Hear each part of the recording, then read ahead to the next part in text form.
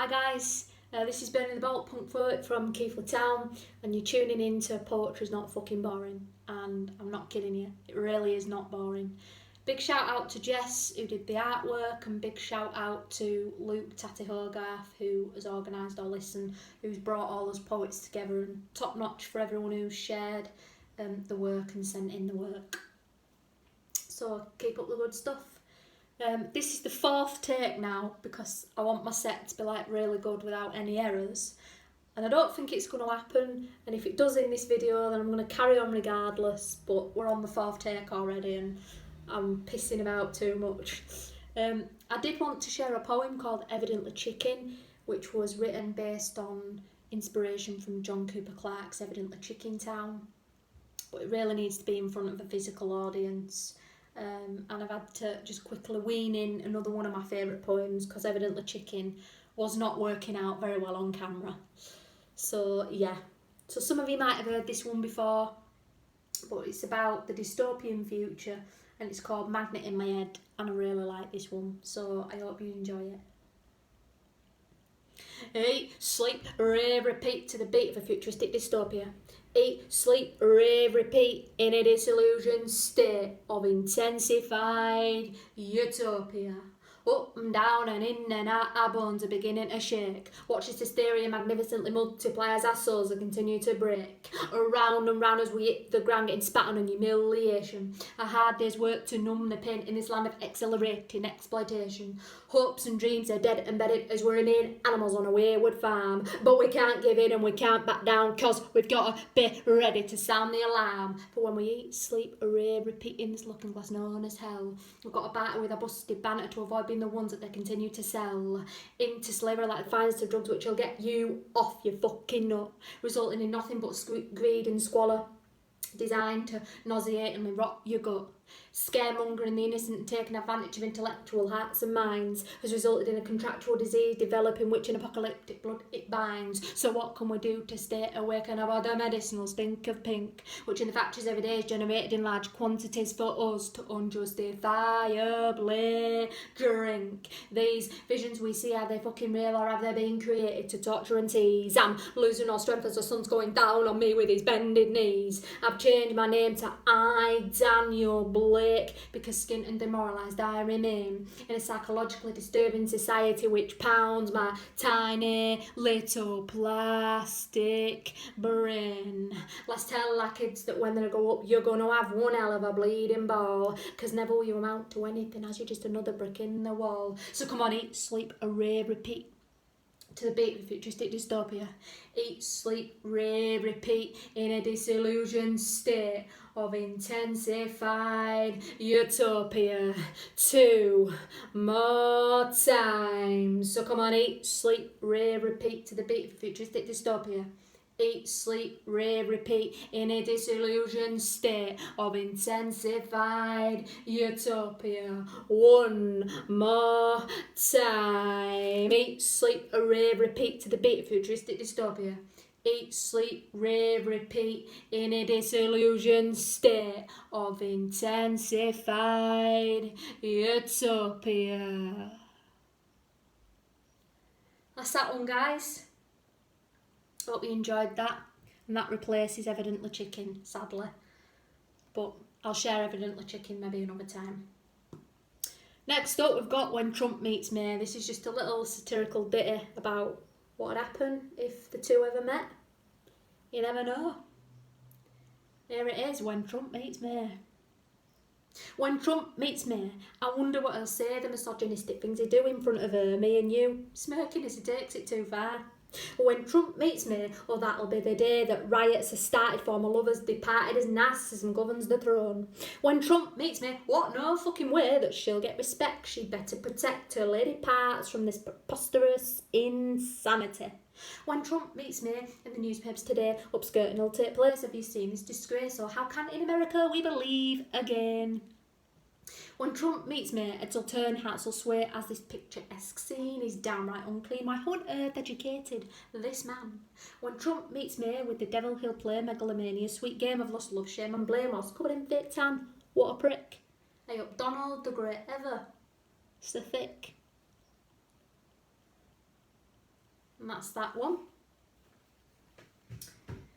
Next up, we've got a 3-piece poem. Now, this was inspired by Ian Whiteley, one of my favourite punk poets who's on the scene. And he did a poem that he also turned into a song called American Trilogy. And it went through kind of like all of the disasters in America, like gun laws and shooting and rape and murder and all that lot. But it came in 3 parts. So that inspired me to write a poem about my struggles with my sexuality in 3 parts.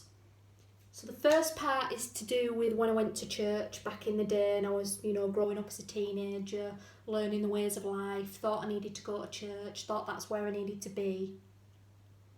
And then I was victimised and outcast.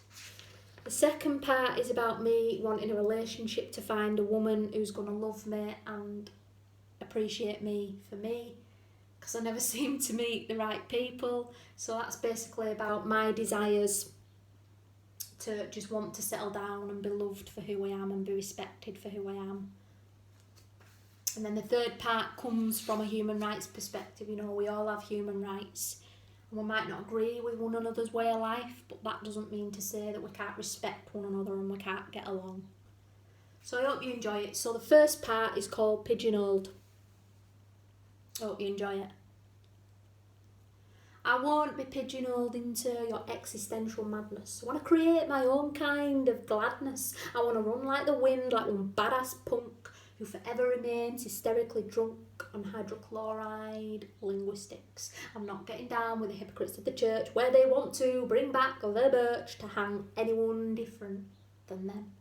This concludes my next course of action, which is to leave them dwelling over such dissatisfaction of my homosexual sin.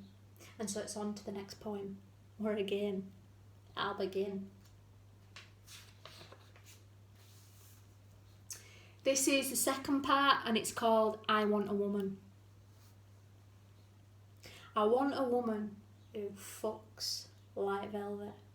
I want a woman who says what she means and means what she says, who can excite me in lots of different, intensive ways. I want a woman who loves punks, who's intellectual, academic and intelligent, who lives for the music just like me, who can see just how idiosyncratic a love's meant to be. I want a brain to set me free. I want a woman who'll whisper sweet nothings in my ear and who'll make all of the world's complexities disappear. I want a woman who gives late night love bites, not the physical ones, but the mental ones that psychologically scar me, enticing me into temptation where she can give me a private investigation. I want a woman who'll make me come like I've never come before, until my head vicariously hits the floor, lost in a psychedelic wonderland. I want a woman who's honest and true where no lies are told. I want to feel brand new. Feel my heart beat faster than the speed of life itself, as this is my greatest kind of sensualist wealth. Because to be fucked, to be loved and to dream is my biggest desire of all, caught up in a contentious debate at the mainstream media's ball. So that's the second part. And this is the third part. It's called The Right Stuff. The Human Rights Act states, I have a right to life and to dream a dream, even if to others that may seem obscene. I have a right to freedom and liberty and to not be discriminated against or made to fit into a pre-designed little box where the clocks are tumultuously ticking as they doubt my expert experience. This kind of interference is unethical and immoral, and one that will keep on causing an instant quarrel if all I'm told is gays will burn in hell. I respect you, so please respect me, as in this life unity should set us free, no matter what your sexual attraction, because solidarity will take us far into a futuristic land of collectivism. So that's that one. I hope you enjoyed that. I just think I need to kind of be a bit more bold and a bit more daring when it comes to poems about sexuality, you know. I hope to just inspire people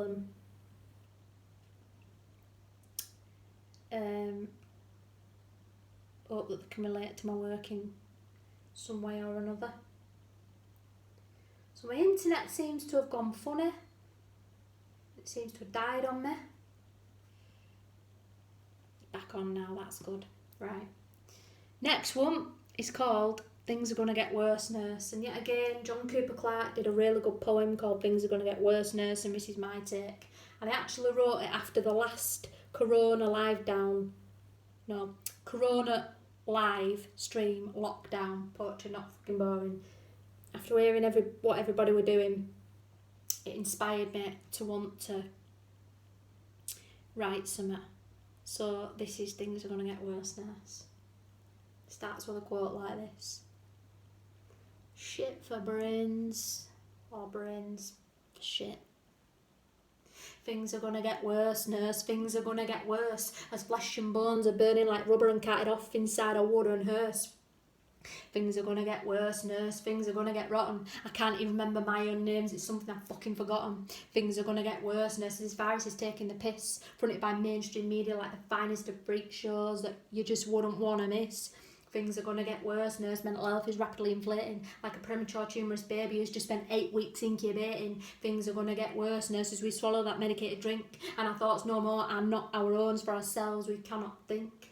Things are gonna get worse, nurse, these bastards keep grinding us down, locked up in social isolation in one hell of a deserted ghost town. Things are gonna get worse, nurse, it's the day of the broken hearted, due to what the fucking Chinese have just pre-contractually started. Things are gonna get worse, nurse, all of my tomorrows suck, because we are caught up in a game of monotonous monopoly, where we are forever blacklisted inside a degenerative textbook.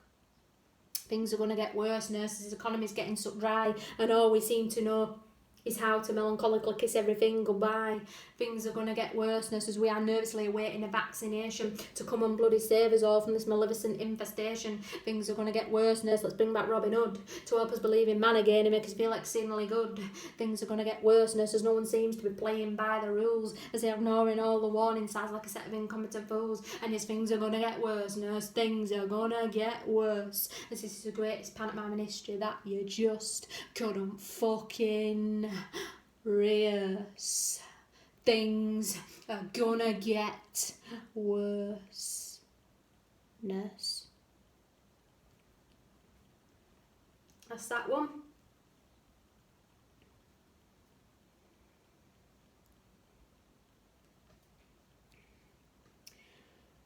So I'm gonna do another one.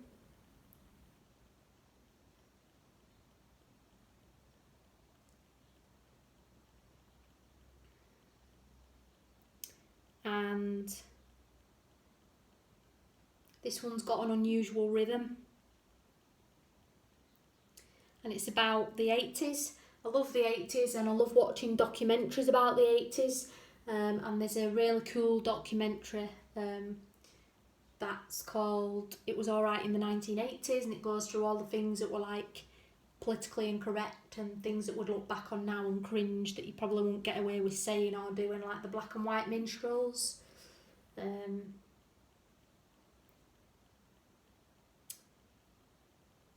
Yeah, so I just need to find it, which I'm not doing very good at.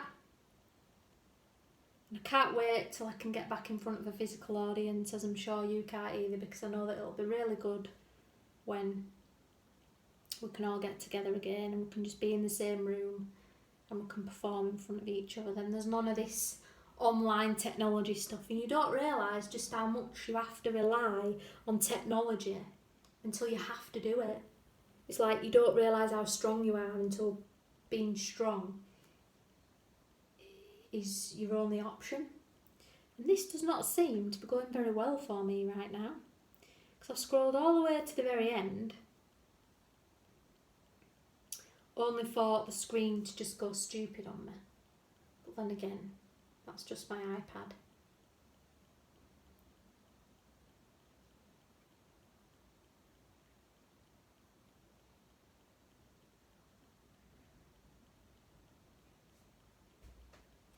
So this poem's called 52 Licks of Sweet Rhythm, when I eventually get to it.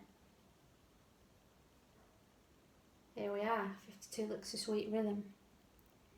And it's got a really kind of unusual rhythm to it. But I really like this rhythm. So, I hope you enjoy it. This is called 52 Licks of Sweet Rhythm. When boys played the girls and girls played the boys and Maggie Thatcher ruled, when anarchic Johnny Rotten graced our screens with toxic licks unschooled, when Boy George laced the papers in white and the Clash were strumming protest songs, when Duran Duran were challenging stereotypes with frilly materials and fine glittered prongs, when unemployment was fiercely rising and the circus stabbed us with steely knives, we were a generation of smoke going up in flames like a black cat who had less than 9 lives, when television went horribly wrong, sparking many controversial debates. We were like melted butter sinking between the lines of the greasy slates, when Oliver Reed invaded women's space by drinking from the peppered bottle. Gender politics flew over the roof, knee deep with a powerful throttle, when riots were fueled by oppression and the 1984 miners' strike began. Injustice was dripping from salty buckets spewed up from the busters. Damn, when Top of the Pops was canned, with forced laughter and cheesy smiles, sexually exploiting those legs and core to spice up the heartbeat's slow dials, when Madonna was touched for the very first time, and her image shocked the eyes of the nation. This was where I began to question myself and the concept of normalisation. When Brookside aired its first gay kiss, and the church were making cakes to cure. Social construction pre-designed our life, when ethically bashing us like biscuits impure. When racism divided our communities, and kids were caned by Michael himself. When power imbalances drove women to fight for a more substantial status of economic wealth. When one flew over the cuckoo's nest, enriching our understanding of mental instability. It highlighted how collectivism is needed to plug change and accept responsibility.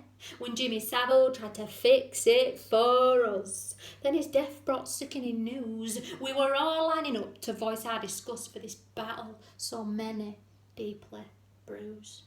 When pop kids dominated the charts and vinyl records were the bomb of our days, these are the things that tested our childhood like clockwork, cheering the clogs of crystal's maze. So yeah guys, that's one. Right, I'm going to finish on this one. It's a bit of a medium length poem, but it's not one that I've performed much at events. But I want to perform it just to show you how important it is that we need to be sticking together during these times, and how much we need to be relying on the kindness of other people and our kindness towards other people as well. You know, it doesn't take anything to be kind, and you know, I'm a believer in solidarity and us all sticking together. So when I can finally get to the poem, here we are. In 2003, 2003, I think it was 2003, there was a tragedy that hit Liverpool, and it was to do with a little 3-year-old boy called Jamie Bulger. And some kids thought that it was appropriate and that it was funny to play a game with this little kid and take his life and kill him. And that's just not on in our society. Those kind of things shouldn't be happening. You know, a little boy lost his life and his parents are never going to see him again. And I just thought, you know, it really got to me, and I just thought, imagine if that were one of us. You know, if our mum and dads were never going to see us again, or if anyone has kids, if they were never going to see their kids again, and they were just 3 years old. So I wrote this poem, and it's called Justice Deserts, because I really feel that during the court case and everything that justice wasn't served, and that the kids were kid-gloved, you know. given special treatment. And yeah, I know that everybody's got human rights, regardless of your situation, regardless of what you do or what you've done.